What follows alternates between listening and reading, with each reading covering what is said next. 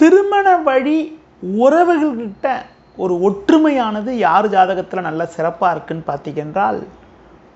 ஒரு ஆண் ஜாதகம் என்றாலும் சரி, பெண் ஜாதகம் என்றாலும் சரி, 8ஆம் வீட்டில் சுபகிரகங்கள் இருந்தாலோ,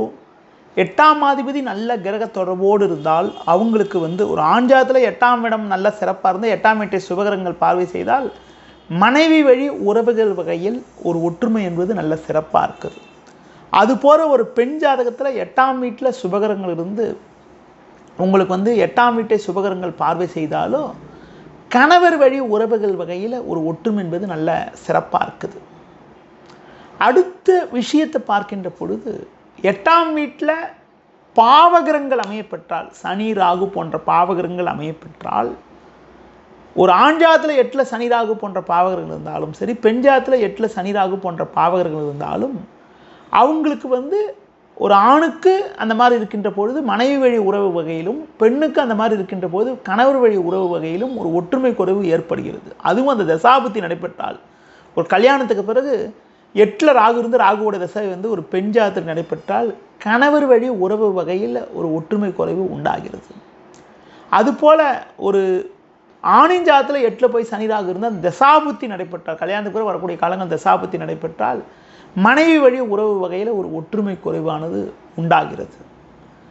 அடுத்த ஒரு நிகழ்வை பார்க்கின்ற பொழுது, ஒரு ஆண் ஜாதகத்தில் உங்களுக்கு பார்த்தீங்கன்றால், திருமணத்துக்கு பிறகு வரக்கூடிய காலங்களில் உங்களுக்கு சந்திரன் ஜாதக ரீதியாக சுக்கிரனோடு சேர்ந்து இருக்கின்ற பொழுதும், சந்திரன் சுக்கிரன் சேர்க்கை பெற்று சந்திரனுக்கு பாவகிரக தொடர்பு இருந்தால், சனி ராகு கேது போன்ற பாவகிரக தொடர்பு இருந்தாலும், அடுத்து பார்த்தீங்கன்றால் சூரியனுக்கு சனி ராகு கேது போன்ற பாவகிரக தொடர்பு இருந்தாலும், உங்களுக்கு ஒரு ஆண் ஜாதகத்தில் அப்படி இருக்கின்ற பொழுது தாய் தந்தையரை பாதிக்கிறது மட்டும் தாய் தந்தையர் வகையில் சற்று சுமாரான அமைப்புகள் மாறிய மாமனார் மாமியார் வகையிலும் கூட ஒரு ஒற்றுமை என்பது கொஞ்சம் சுமாராக இருக்கும். அதிலும் குறிப்பாக பெண்கள் ஜாதகத்தில் உங்களுக்கு சந்திரன் ஜாதக ரீதியாக கேது சேர்க்கப்பட்டிருந்தாலோ, சனி சேர்க்கப்பட்டிருந்தாலோ, அடுத்து பார்த்தீங்கன்றால் ராகு தொடர்போடு இருக்கின்ற பொழுது அந்த மாதிரி அமைப்பு கல்யாணத்துக்கு முன்னாடி இருக்கக்கூடிய காலங்களில் தாய் வழியில் சின்ன சின்ன மனஸ்தாபத்தை கொடுக்கும். கல்யாணத்துக்கு பிறகு வரக்கூடிய காலங்களில் மாமியார் வகையில் அப்பா வீட்டுக்காருடைய அம்மா வகையில் ஒரு ஒற்றுமை குறைவுகள்,